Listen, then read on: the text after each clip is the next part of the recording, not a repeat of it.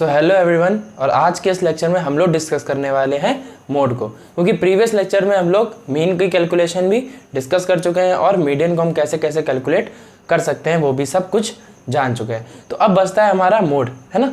तो सबसे पहले ये जानते हैं कि भाई आखिर मोड है क्या चीज़, है ना, और इसकी डेफिनेशन क्या होती है। तो मोड बेसिकली वो टर्म होता है या वैसा ऑब्जर्वेशन होता है जिसकी फ्रिक्वेंसी सबसे ज़्यादा हो, है ना। जिस भी वेरिएबल की सबसे ज़्यादा फ्रिक्वेंसी होगी वही हमारा वेरिएबल क्या कहलाता है, मोड कहलाता है ना। तो मोड बेसिकली क्या है, मोड या फिर मॉडल वैल्यू भी इसको बोल सकते हैं। तो वो डिस्ट्रीब्यूशन की वो वैल्यू होती है वेरिएबल की जिसकी फ्रिक्वेंसी क्या हो, मैक्सिमम हो, ठीक है। तो ये डेफिनेशन आप पढ़ सकते हैं। अब मैक्सिमम होने का क्या मतलब, वेरिएबल्स क्या होते हैं, तो जितने टाइप की वैल्यूज़ आपकी आती हैं वो सारे क्या होते हैं, वेरिएबल्स होते हैं, है ना। तो ये आपके ऑब्जर्वेशन है, ऑब्जर्वेशन में कई सारे वेरिएबल्स आए हुए हैं। हो सकता है ये वेरिएबल्स क्या हो जाए, रिपीट हो जाए। ऑब्वियस सी बात है, जब ये वेरिएबल्स रिपीट होंगे तभी आपको उसकी कुछ फ्रिक्वेंसी मिलेगी। तो सबसे पहले देखते हैं कि भाई ये जो वेरिएबल्स दे रखे हैं इसमें कितने टाइप के वेरिएबल है ना। तो एक एग्जांपल को हम लोग देखते हैं। तो ये आपके ऑब्जर्वेशन में आए हुए कुछ वेरिएबल्स हैं। तो अब सबसे पहले अगर इसका हमें मोड निकालना है तो हम क्या करें, इन सारे वेरिएबल्स की फ्रिक्वेंसी कैलकुलेट कर ले, है ना। जब इनकी फ्रिक्वेंसी कैलकुलेट हो जाएगी तो उसमें देख लेंगे किस वाले वेरिएबल की फ्रिक्वेंसी सबसे ज़्यादा है, और जिस वेरिएबल की फ्रिक्वेंसी सबसे ज़्यादा होगी बस वही वाला वेरिएबल हमारा मोड हो जाएगा, है ना। तो आसान सी बात है। अब देखते हैं, देखो 120 देखते हैं कितने टाइम्स आया हुआ है। तो ऊपर लिख लेते हैं एक्स का मतलब हो गया वेरिएबल्स। तो वेरिएबल्स में 120 लिया, ठीक है। अब ये 120 कितने टाइम्स रिपीट हुआ है इसको ज़रा हम लोग ऑब्जर्व करते हैं। तो 120 एक बार आया, फिर 2 बार आया, फिर 3 बार आया, फिर 4 बार, मतलब कि 120 जो है हमारा 4 टाइम्स रिपीट हो रहा था, इसकी फ्रिक्वेंसी 4 हो गई। इसी टाइप से 100 को लेते हैं। अब की बार 100 को लिया तो 100 एक बार आया, 100 एक बार आया, एक बार आया, एक बार आया, एक बार, और बस एक ही बार आया है, बाद में आई नहीं है। फिर 130 को लिया, 130 कितने टाइम रिपीट हो रहा है, तो देखो देखो देखो, एक बार ये आया बस 2 टाइम्स, 130 2 टाइम्स रिपीट हुआ। फिर 110 को उठाते हैं तो 110 एक बार आया और एक ही बार आके रह गया। फिर 140 को लिया तो 140 एक बार आया और 2 बार आया, देखिए 2 बार आया। तो ये आपकी क्या बन गई, फ्रिक्वेंसी डिस्ट्रीब्यूशन की टेबल बन गई। तो इस टेबल को जब हम लोग ध्यान से बैठ के देख रहे थे तो हमको एक बात समझ में आई कि जो 120 वेरिएबल है ना, उसके करस्पॉन्डिंग फ्रिक्वेंसी डिस्ट्रीब्यूशन आपको कितना मिल रहा है, 4 मिल रहा है। तो इन सब में से सबसे मैक्सिमम फ्रिक्वेंसी किसकी है, सबसे मैक्सिमम फ्रिक्वेंसी 4 है ना। तो ये कितनी, ये है मैक्सिमम फ्रिक्वेंसी। तो जिस भी वेरिएबल की मैक्सिमम फ्रिक्वेंसी होती है वो वेरिएबल हमारा क्या कहलाता है, मोड कहलाता है। तो इसके करस्पॉन्डिंग वेरिएबल क्या है, 120। तो यानी कि मेरे इस डेटा का मोड क्या हो जाएगा, 120 हो जाएगा। तो मोड की बात समझ में आई, है ना। कोई भी फ्रिक्वेंसी डिस्ट्रीब्यूशन दे रखा हो उसमें जो वेरिएबल, वो वाला वेरिएबल जिसकी फ्रिक्वेंसी मैक्सिमम हो वही वेरिएबल हमारा क्या कहलाता है, मोड कहलाता है। तो ये एक सिंपल सी बात थी कि अगर आपका डेटा इंडिविजुअल ऑब्जर्वेशन के फॉर्म में दिया हुआ है तो आप इसके मोड कैसे कैलकुलेट कर सकते हैं। अब आपको डेटा जो है वो फ्रिक्वेंसी डिस्ट्रीब्यूशन के फॉर्म में मिल सकता है, तब भी कोई प्रॉब्लम नहीं है। तुमने पहले से अगर हमको फ्रिक्वेंसी डिस्ट्रीब्यूशन टेबल में दे दिया तो मेरे लिए इस बात को कैलकुलेट करना तो और भी ज़्यादा आसान हो जाएगा ना। जब तुम खुद ही हमको बता दोगे इसकी फ्रिक्वेंसी क्या है तो मैं बस क्या देखूंगा, कौन सी फ्रिक्वेंसी मैक्सिमम है, और बस वही मेरी क्या हो जाएगी, मोड हो जाएगी। तो ऐसे सवाल आप बहुत आसानी से लगा सकते हैं। बट एक प्रॉब्लम है ना, जब आपकी फ्रिक्वेंसी डिस्ट्रीब्यूशन दी हो और आपके एक या एक से ज़्यादा जो वैल्यूज़ हैं फ्रिक्वेंसी की वो क्या हो जाए, सेम हो जाए। एक या एक से ज़्यादा वैल्यूज़ फ्रिक्वेंसी की अगर सेम हो जाती हैं तो ऐसे केस में हम डायरेक्ट मोड नहीं कैलकुलेट करते हैं। ऐसे में हम लोग एक मेथड का यूज़ करते हैं, है ना। तो उस मेथड को समझना थोड़ा ज़्यादा इंपॉर्टेंट है ना। उसकी एल्गोरिथम भी थोड़ी सी लेंथी है, तो हम लोग उसी मेथड की बात कर लेते हैं। अगर आपकी फ्रिक्वेंसी डिस्ट्रीब्यूशन क्या हो जाए, सेम हो जाए, है ना, तो उसको हम डिस्कस करते हैं। तो देखिए अब आ गया हमारा एक खतरनाक सा फंडा, है ना, जिससे हम लोग मोड का कैलकुलेशन करेंगे। तो फिर कहने की बात यह है कि जब आपने एक सिंपल सी डेफिनेशन हमको बता दी थी कि जिसकी फ्रिक्वेंसी मैक्सिमम वो वैल्यू आपकी मोड हो जाती है, तो फिर अगर मान लो जैसे ये आपका क्वेश्चन दे रखा है, ये फ्रिक्वेंसी है, मान लो ये फ्रिक्वेंसी है, वैसे भी फ्रिक्वेंसी ही है ये। तो इसमें आप ये देखो कि फ्रिक्वेंसी को ऑब्जर्व करते हो और आपको 22 दिखाई देता है, तो 22 वैल्यू मैक्सिमम है, यानी कि इसके लिए मोड क्या होना चाहिए, 125 होना चाहिए। बट हम इस केस में ये बात नहीं कह सकते हैं, है ना। ये बात हमारी सही भी हो सकती है और गलत भी हो सकती है। ऐसा क्यों है? ऐसा इसलिए है क्योंकि इसके जो करस्पॉन्डिंग वैल्यू है ना 135, इसकी फ्रीक्वेंसी क्या आ रही है 21 आ रही है। तो ये दोनों जो है ना कंपेरेबल है। और अगर कभी भी आपकी मैक्सिमम फ्रीक्वेंसी उसके जस्ट बाद वाले टर्म से कंपेरेबल आ जाए, है ना, या आपके इस फ्रीक्वेंसी डिस्ट्रीब्यूशन में कोई भी वैल्यूज़ जो है वो रिपीट कर जाए, जैसे ये 2 फ्रीक्वेंसी रिपीट कर रही है, तो ऐसे केस में आप ये नहीं कह सकते हैं कि आपका मोड जो इंस्पेक्शन मेथड से निकाला है, इंस्पेक्शन मेथड का मतलब वो मेथड जो हम डायरेक्टली ऑब्जर्व करके बता रहे हैं, तो उससे आप जो मोड बता रहे हैं उसको उसके सही होने के चांसेस क्या हो जाते हैं, कम हो जाते हैं। तो ऐसे केस में आप ग्रुपिंग टेबल का इस्तेमाल करते हैं, है ना। तो ये आप जो मोड निकालेंगे किसका, ग्रुपिंग मेथड से, है ना। तो मोड निकालना ग्रुपिंग मेथड से हम लोग को सीखना पड़ेगा। अब ये थोड़ा सा एक लेंथी प्रोसेस है, प्रोसेस ही लेंथी है, बस है बहुत आसान, बट मे बी आपको प्रॉब्लम हो सकती है समझने में, तो इसको आराम से समझते हैं धीरे धीरे। देखो इसकी एल्गोरिथम क्या है कि सबसे पहले आप जो x की वैल्यूज़ हैं, है ना, उनको मेंशन कर लीजिए, ठीक है। उसके बाद नेक्स्ट काम क्या होता है, आपको जो फ्रीक्वेंसी टेबल दे रखी होगी, है ना, तो उस फ्रीक्वेंसी टेबल को आप उसके करस्पॉन्डिंग में लिख दीजिए। मैंने भी लिख दिया। अब उस फ्रीक्वेंसी टेबल को आप कॉलम 1 नाम दे दो। तो यहाँ तक आपकी स्टेप देखो, पहली स्टेप क्या है, आप डिस्क्रीट फ्रीक्वेंसी डिस्ट्रीब्यूशन को ऑब्जर्व मतलब ऑब्टेन करो, मेरे पे दिया हुआ है तो ऑब्टेन करने की जरूरत नहीं। दूसरी बात, take frequencies column as column 1, जो फ्रीक्वेंसी वाला कॉलम है इसको आप कॉलम 1 नाम दे दो। तो मैंने कॉलम 1 नाम दे दिया और इसमें सर्कल कर लो मैक्सिमम फ्रीक्वेंसी को। तो भाई इस केस में मेरी मैक्सिमम फ्रीक्वेंसी क्या है 22, तो इसको मैंने सर्कल कर लिया, ठीक, इतनी बात समझ में। थर्ड स्टेप में कहता है कि मेक कॉलम सेकंड, आप कॉलम सेकंड बनाओ, बना दिया। Containing sum of frequencies taken 2 at a time, यहाँ पे फ्रीक्वेंसीज का सम लिखना है, 2 को एक बार में लिया है, एक बार में 2 फ्रीक्वेंसीज को लेके उसका सम करना है। तो एक बार में मैंने मान लो ये 2 फ्रीक्वेंसीज ली, तो इन दोनों का सम क्या आ जाएगा, 4 और 2 का 6 आ जाएगा। फिर ये 2 फ्रीक्वेंसीज लेंगे तो 18 और 22 का सम कितना आएगा, 40 आ जाएगा। फिर 21 और 19 का सम लेंगे तो ये भी कितना आ जाएगा, 40 आ जाएगा। फिर 10 और 3 का लेंगे तो ये 13 आ जाएगा, है ना। 4 और 2 का 6 आया, इसका इतना आ गया, इसका इतना आ गया, इसका इतना आ गया, और फिर ये 2 जो है वो आपका बच जाएगा, ठीक है, कोई बात नहीं। फिर नेक्स्ट स्टेप में आपको क्या करना है, नहीं इसी स्टेप में आपको एक और काम करना है। क्या करना है, इनसर्कल करना है मैक्सिमम को, जो फ्रीक्वेंसी मैक्सिमम आ रही है उसको इनसर्कल करो। तो यहाँ पे 2 वैल्यूज़ मेरी मैक्सिमम आ रही हैं, 40 और 40 दोनों सेम है, तो इनको इनसर्कल कर लिया, इतना बात हो गई। नेक्स्ट स्टेप में क्या करना है, आपको एक कॉलम थर्ड बनाना है, ठीक है, और पहली फ्रीक्वेंसी को छोड़ देना है। इसके बाद सबका सम करना है 2 का पेयर लेके सम करना है। तो मैंने मान लो कि पहली फ्रीक्वेंसी छोड़ दी, तो पहली छोड़ दी, फिर 2 का सम किया, तो यानी कि 18 और 2 का सम किया, तो यहाँ पे कितनी वैल्यू लिखेंगे आप, 20 लिखेंगे। फिर 22 और 21 का सम किया, तो ये वैल्यू कितनी आ जाएगी, 43 आ जाएगी। फिर 19 और 10 का किया तो ये वैल्यू कितनी आएगी, 29 आ जाएगी।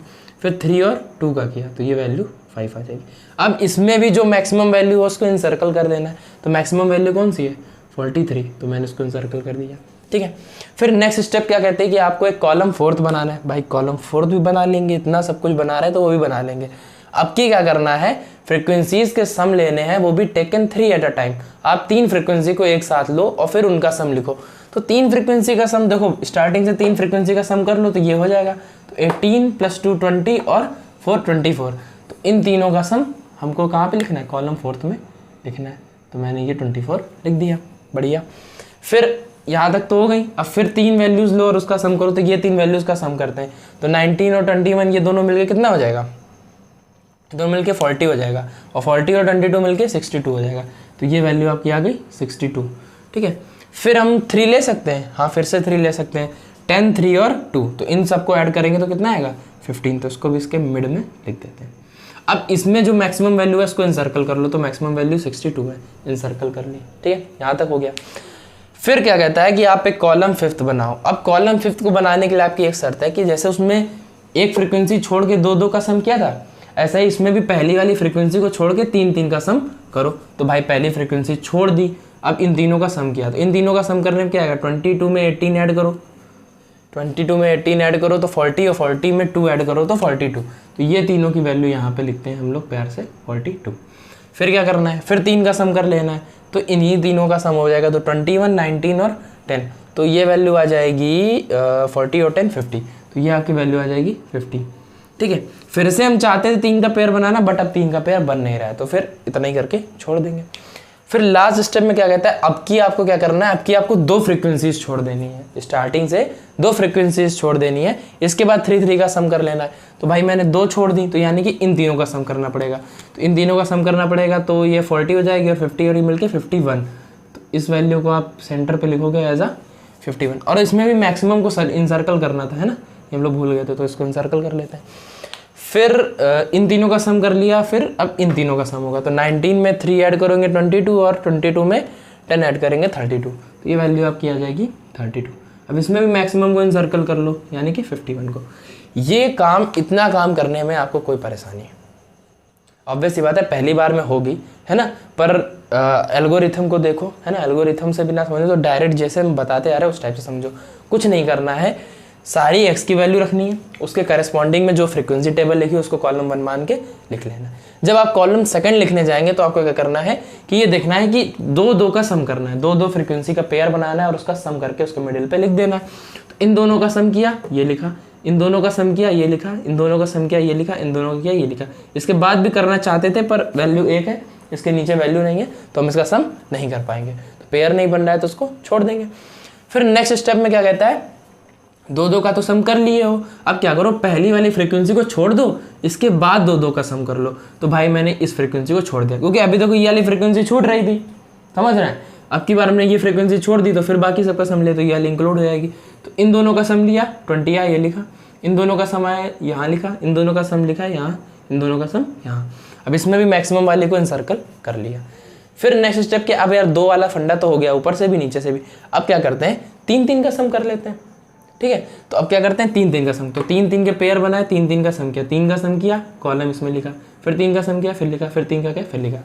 अब क्या कह रहे हैं कि जैसे उसमें किया था, पहली फ्रीक्वेंसी छोड़ के बाकी सबका 3 3 का सम ले लो, तो ऐसे हमने पहली फ्रीक्वेंसी छोड़ी और बाकी सबके 3 3 का सम लिख लिया, तो 2 ही पेयर बन पाए। फिर क्या करना है, पहली और दूसरी 2 फ्रीक्वेंसी छोड़ दो और फिर 3 3 का सम कर लो, तो वो वैल्यू आ गई। और इनमें से जितने भी फ्रीक्वेंसीज आ रही हैं, आप जो अपने वाले कॉलम में सबसे मैक्सिमम है उनको इनसर्कल कर लेना है। तो देखो ये अभी तक सिर्फ एक पार्ट खत्म हुआ है ना, इस क्वेश्चन को करने का अभी सिर्फ एक पार्ट खत्म हुआ है। अभी तो ये टेबल बनाई मैंने, वो ग्रुपिंग टेबल थी, ठीक है। अब एक और टेबल बनाएंगे जिसको हम लोग बोलते हैं एनालिसिस टेबल, है ना। क्या बोलेंगे, एनालिसिस टेबल। मतलब ये जो हमने करा, पूरी हौच पौच मचा के रख दी है, इसकी एनालिसिस करेंगे, इससे हमको क्या बात मिल रही है या इससे हमें क्या फ़ायदा मिल रहा है ना। तो इससे पहले आप इस एल्गोरिथम को भी नोट करें, है ना, और इस ग्रुपिंग टेबल को भी नोट डाउन कर लें, है ना, या फटाफट से स्क्रीनशॉट ले लें। तो ये आपकी 2 सेकंड की मशक्कत खत्म भी होगी, है ना, स्क्रीनशॉट लेके। तो चलो इस बात को हम करते हैं इरेज और अपनी बनाते हैं कौन सी table, analysis table. Analysis table बनाने की भी एक एल्गोरिथम होती है, ठीक है, और वो एल्गोरिथम हम आपको नीचे डिस्प्ले करा देंगे, है ना, या इसके बाद में आपको दिखा देंगे, या साइड पे ही आपको डिस्प्ले करा देंगे। तो उस एल्गोरिथम में इतना कुछ खास है नहीं ना, तो वो हम ओरली भी बता सकते हैं और आपको समझ में आ जाएगी। तो देखो जो एनालिसिस टेबल है वो हमारी कुछ इस तरीके से बनती है, एनालिसिस टेबल। इस टेबल में आपको सबसे ऊपर लिखने होते हैं x की वैल्यूज़, मतलब जितने भी आपके वेरिएबल्स हैं उनको आपको ऊपर मेंशन करना होता है, यानी कि मुझे ये सारों को मेंशन करना पड़ेगा ऐसे ऐसे करके। यार स्पेस थोड़ी सी कम पड़ेगी मे बी, है ना, चलिए मैनेज करते हैं। आपने लिखा 95, है ना, फिर ऑब्जर्वेशन एक है 105, फिर एक है 115, फिर 125, 135, फिर 145 हो गया। जिस बात से डरते थे वही बात हो गई। चलो अब जगह की तो कमी पड़ेगी, है ना, क्या कर सकते हैं। इस पूरे डेटा को इरेज करेंगे तो फिर काफ़ी मेहनत लगेगी हमको ऑब्ज़र्व करने में, है ना। चलो कुछ तो करना पड़ेगा, कुछ तो करना पड़ेगा। क्यों ना इस डेटा से जो भी हमको इन्फॉर्मेशन मिलने वाली है ना, उसको हम लोग नोट डाउन कर लें शॉर्ट में, है ना। तो इस डेटा से हमको इन्फॉर्मेशन क्या मिलने वाली है, यहाँ पे जो मैक्सिमम वैल्यू है इस कॉलम में वो 22 आ रही है, ठीक है। ये 22 वैल्यू किसके करस्पॉन्डिंग है, ये तो किसी करस्पॉन्डिंग नहीं है, है ना। इसके तो मतलब सीधा सीधा करस्पॉन्डिंग है किसके, एक वैल्यू के x की। तो 22 जो है वो किससे करस्पॉन्डिंग है, 125 के लिए। तो ये मान लो 125 का एक वोट हो गया। फिर दूसरी इसमें मैक्सिमम वैल्यू 40 आती है। 40 किन दो का सम है, इन दो का। तो ये वैल्यू एक से नहीं आई है, ये वैल्यू इन दोनों से आई है, यानी कि ये इन दोनों के करस्पॉन्डिंग है। तो 40 के केस में हमको दो वैल्यूज़ मिलेंगी, एक 115 के और एक 125 की। ये बस बेसिकली आप देखना, ये जैसे वोटिंग होती है ना, बिल्कुल ये वोटिंग की तरह है ना। अभी देखो इसकी दो वैल्यूज़ आई थी मैक्सिमम 40, ये भी आई थी। ये 40 किन दोनों की मदद से बना, इन दोनों की मदद से बना, यानी कि इसके करस्पॉन्डिंग x की वैल्यूज़ क्या आएंगी, 135 और 145। इसको भी भाई लिख लो, सब लिखते चलेंगे हम लोग। तो क्यों ना सीधे सीधे मेंशन ही कर लेते हैं यार, हटाओ सब कुछ, है ना, यहीं पे लिखते हैं सीधे सीधे डेटा। इन्होंने क्या कहा, पहले वाले के लिए हमको वैल्यू किसकी मिली थी, 125 की, यानी कि 125 का एक वोट हो गया। ठीक है, काउंट करते हैं। फिर क्या करते हैं हम लोग, 40 को देखते हैं। 40 के लिए दो वैल्यू मिली, 115 और 125। तो यानी कि एक 115 का भी वोट हो गया और एक वोट 125 का फिर से हो गया। फिर इस 40 की वैल्यू के करस्पॉन्डिंग 135 और 145 आता है, यानी कि एक वोट 135 का और एक वोट 145 का। तो देखो इतना काम कर लिया है, तो क्या करते हैं, इस टेबल को थोड़ा सा नीचे भी बना सकते हैं ना, कोई प्रॉब्लम वाली बात तो है नहीं। 155 के बाद बचता ही कितना है, 165 और 175। वो भी तब आएगा ना जब इनके कोई वोट होंगे, मेरे ख्याल से तो वोट ही नहीं है। चलो देखते हैं। 40 हो गया, तो इसके करस्पॉन्डिंग ये वैल्यूज़ आ रही थी, तो फिर इसको भी हमने लिख लिया। अब 43 की बात करते हैं। 43 कैसे आया था, 43 आया था हमारा, ये 3 का सम था। ठीक है, जब हम 3 का सम ले रहे थे, है ना, 3 का ही तो ले रहे थे, नहीं 2 का सम ले रहे थे। पहले वाले को हमने लेफ्ट कर दिया था, इसके बाद 2 का सम ले रहे थे तो 20 आया था, फिर 2 का सम लिया था तो 43 आया था। यानी कि ये 43 वैल्यू किस दो वैल्यूज़ के करस्पॉन्डिंग आई थी, इन दो वैल्यूज़ के करस्पॉन्डिंग आई थी, यानी कि 125 और 135 के ही करस्पॉन्डिंग आई थी। तो 125 का एक और वोट और 135 का एक और वोट। ठीक है, ये हो गया। अब ये 62 वैल्यू मैंने कैसे ऑब्टेन करी है, तो ये 62 वैल्यू मैंने तब ऑब्टेन करी जब हम 3 का सम ले रहे थे। और ये जो 62 वैल्यू है वो कौन सी 3 वैल्यूज़ के करस्पॉन्डिंग, 3 छोड़ के फिर 3 वैल्यू, ये 3 वैल्यूज़ के करस्पॉन्डिंग है। तो ये 3 वैल्यू से करस्पॉन्डिंग है, यानी कि एक 125 का वोट हो गया, एक 135 का और एक 145 का। तो भाई फिर से वोटिंग कर देते हैं, 125 को एक वोट, 135 को एक वोट और 145 को भी एक वोट। ठीक है, इसके बाद हमारी वैल्यू क्या है, 50 कैसे आई है, हमने क्या करा था, पहले वाले को छोड़ दिया था, इसके बाद 3 का सम लिया था, यानी कि ये 3 की वैल्यू 42 हुई होगी और फिर उसके बाद वाले 3 की वैल्यू 50 हुई होगी। तो इसके बाद वाले 3 की वैल्यू, सॉरी ये 3 की वैल्यू 50 हुई होगी। तो ये 50 जो है वो किससे करस्पॉन्डिंग आया, 21, 19 और 10 के अकॉर्डिंग। तो इन तीनों के अकॉर्डिंग 135 का भी एक वोट, 145 का भी और 155 का भी। तो अब 135 को भी एक वोट देंगे, 145 को और एक 155 को देंगे। बात समझ रहे हैं ना, ये वैल्यूज किन के सम से बनी है, उन्हीं सम के करस्पॉन्ड, मतलब उन्हीं फ्रिक्वेंसीज के करस्पॉन्डिंग जो भी वेरिएबल की वैल्यू आ रही है उसी को हम लोग वोटिंग करते हुए चले जा रहे हैं।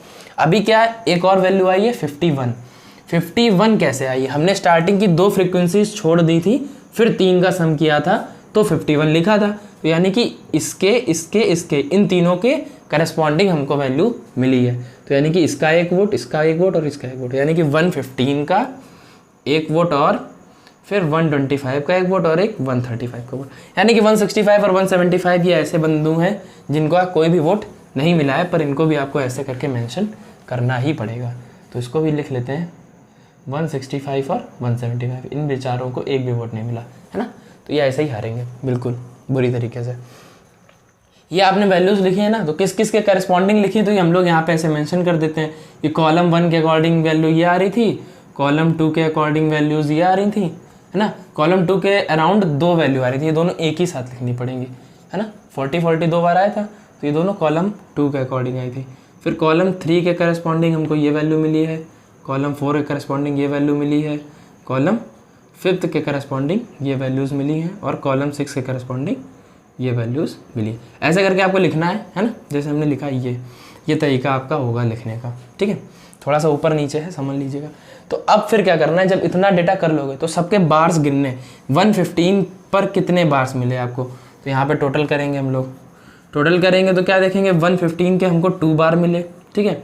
125 पर हमको 1 2 3 4 5 बार्स मिले, है ना। इसके करस्पॉन्डिंग 5 बार्स मिले। इसके करस्पॉन्डिंग 1 2 3 4 135 के करस्पॉन्डिंग 4 मिले हैं, और 145 के करस्पॉन्डिंग 3 मिले हैं, और 155 के करस्पॉन्डिंग सिर्फ 1 मिला है। तो इसमें से जिसके वोटिंग ज़्यादा, जीतता तो वही है ना जिसकी वोटिंग ज़्यादा होती है, यानी कि सबसे ज़्यादा वोट किसको मिले हैं, 125 को। तो इस जो भी पूरा डेटा दिया था इसका आपका मोड क्या आएगा, इसका मोड या फिर मॉडल वैल्यू आपकी 125 आएगी, है ना। इतना बड़ा सा सवाल था, है ना, है बहुत ज़्यादा आसान है ना। बस आपको क्या करना है, ग्रुपिंग टेबल ठंडे दिमाग से बना लेनी है, ठीक है। फिर उस ग्रुपिंग टेबल में जो भी मैक्सिमम वैल्यू है वो किसको किसको ऐड करने से बनी थी, उन फ्रिक्वेंसीज के करस्पॉन्डिंग आप एक्स की वैल्यूज़ को एनालिसिस टेबल में वोटिंग देते हुए चले जाएंगे, और फिर इस एनालिसिस टेबल को हम लोग अच्छे से एनालिसिस कर लेते हैं, इसका टोटल निकाल लेते हैं, और यहाँ पे जो वैल्यू सबसे ज़्यादा बार रिपीट हो रही होगी वही आपकी वैल्यू क्या हो जाती है, मोड हो जाती है। तो थोड़ा सा डरावना सा मेथड है, बट इसका यूज़ आपको करना ही पड़ेगा अगर आपकी जो मैक्सिमम वैल्यू है फ्रिक्वेंसी की वो उसके जस्ट करस्पॉन्डिंग वैल्यू से क्या हो रही है, या तो मैच खा रही है और या तो उससे बिल्कुल जस्ट कम है ना। तो ऐसे केस में आपके मोड जो आप इंस्पेक्शन मेथड से निकालेंगे उसके गलत होने के चांसेस मैक्सिमम है, तो आपको ये मेथड का इस्तेमाल करना पड़ेगा, ठीक है। तो चलिए हम आ गए हैं अपने मोड के अगले कैलकुलेशन की तरफ, ठीक है। अभी क्या हमने देखा कि डिस्क्रीट अगर फॉर्म में दिया होता है आपका मोड, है ना, डिस्क्रीट फ्रीक्वेंसी डिस्ट्रीब्यूशन के फॉर्म में, तो आप कैसे कर सकते हैं, डायरेक्ट इंस्पेक्शन से भी हो सकता है, बट अगर उसके करस्पॉन्डिंग वाली वैल्यू जो है फ्रीक्वेंसी की वो उससे सेम है या फिर उसके बिल्कुल पास की है या फिर उससे मतलब कंपेरेबल है, तो आपको फिर ग्रुपिंग ऑफ डेटा जो मतलब ग्रुपिंग मेथड था उसका इस्तेमाल करना पड़ रहा था। बट अब हम आ गए हैं अगले केस पे। ये केस आपका है computation of mode for a continuous frequency distribution. अगर आपका कंटिन्यूअस फ्रीक्वेंसी डिस्ट्रीब्यूशन के फॉर्म में डेटा दे रखा है, तो कंटिन्यूअस फ्रीक्वेंसी डिस्ट्रीब्यूशन का मतलब क्या होता है, जहाँ पे आपकी क्लास आ जाती है, डेटा 5 से 10 से लेके इसकी 50 फ्रीक्वेंसी है, 10 to 15 इसकी ऐसी फ्रीक्वेंसी है। इस टाइप का डेटा अगर आपका दिया हो तो आप उसका मोड कैसे कैलकुलेट करेंगे।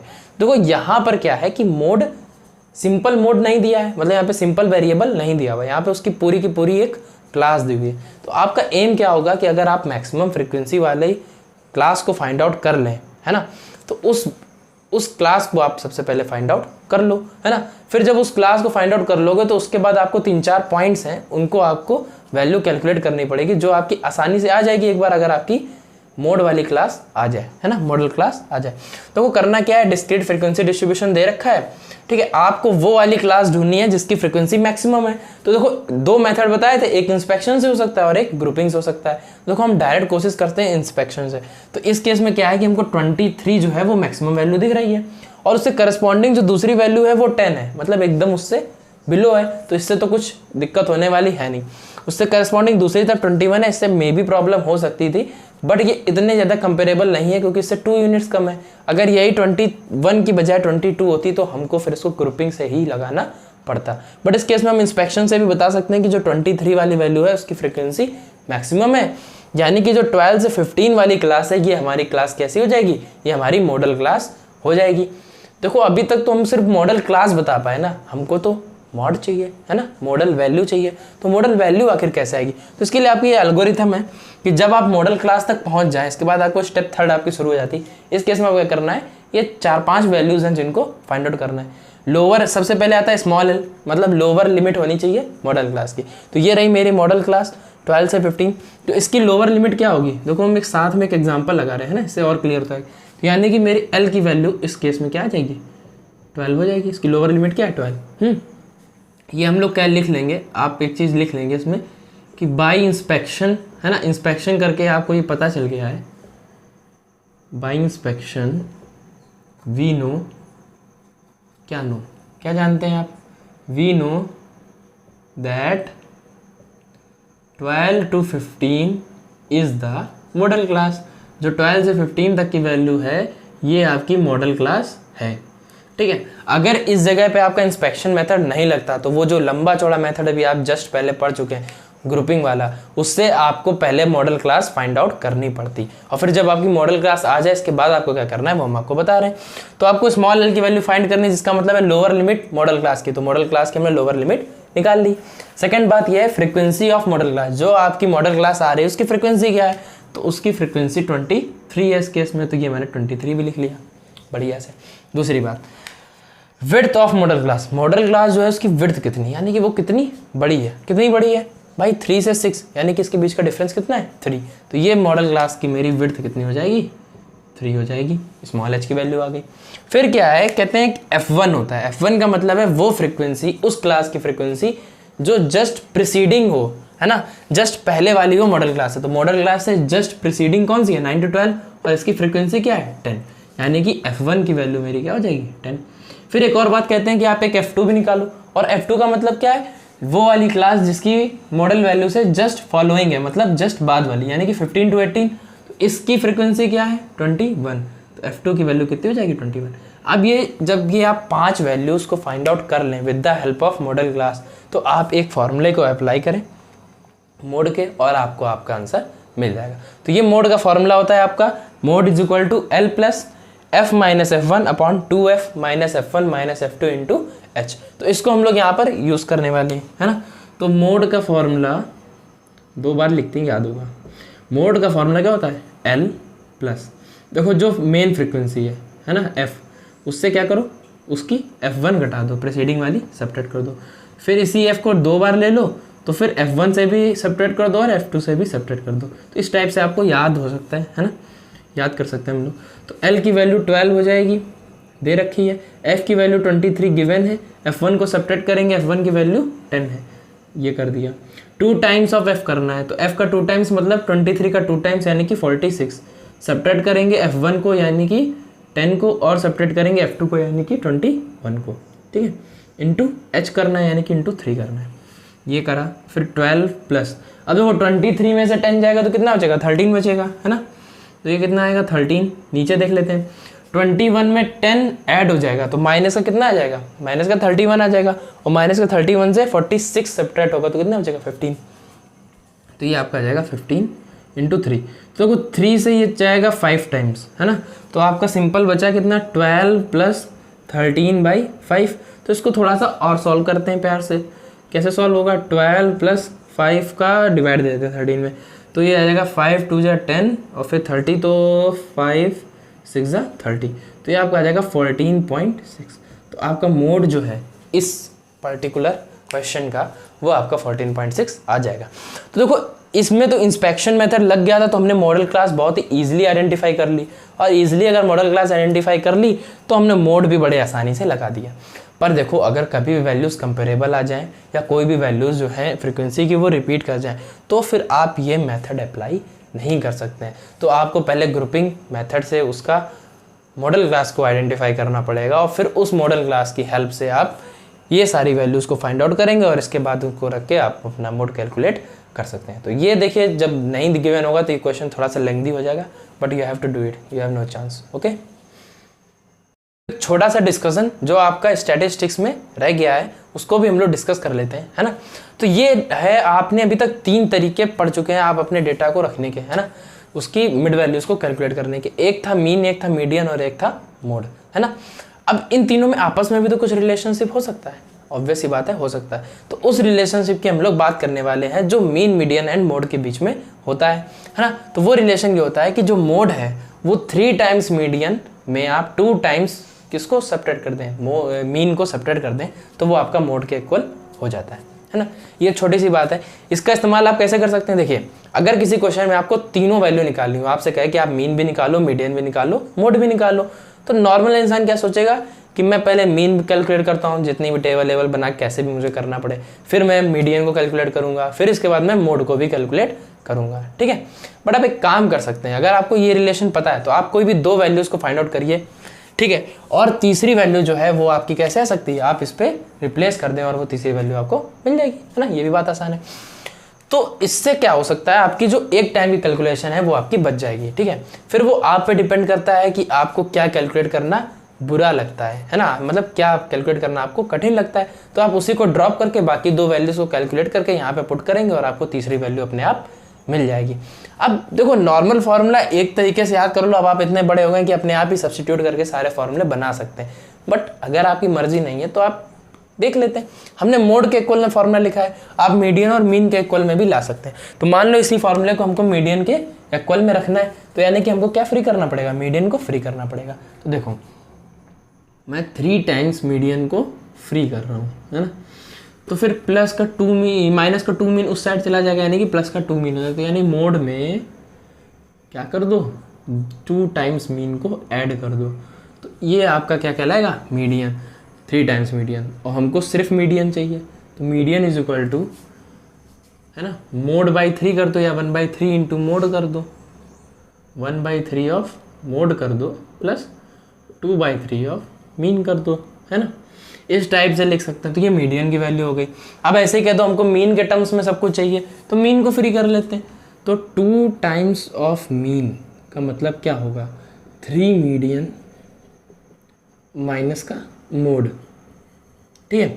तो इसको ऐसे लिख सकते हैं, mean is equal to 3/2 of median minus 1/2 of mode, है ना। तो इसको आप अलग अलग फॉर्म में ट्रांसफॉर्म कर सकते हैं, इसका कोई बहुत बड़ा इशू है नहीं। आप सिर्फ इतनी बात को भी याद करें तो आप कोई भी 2 वैल्यूज़ को रखिए और तीसरी वैल्यू को अपने आप कैलकुलेट कर लो, है ना। तो ये छोटा सा पार्ट था जो हुआ ख़त्म, है ना।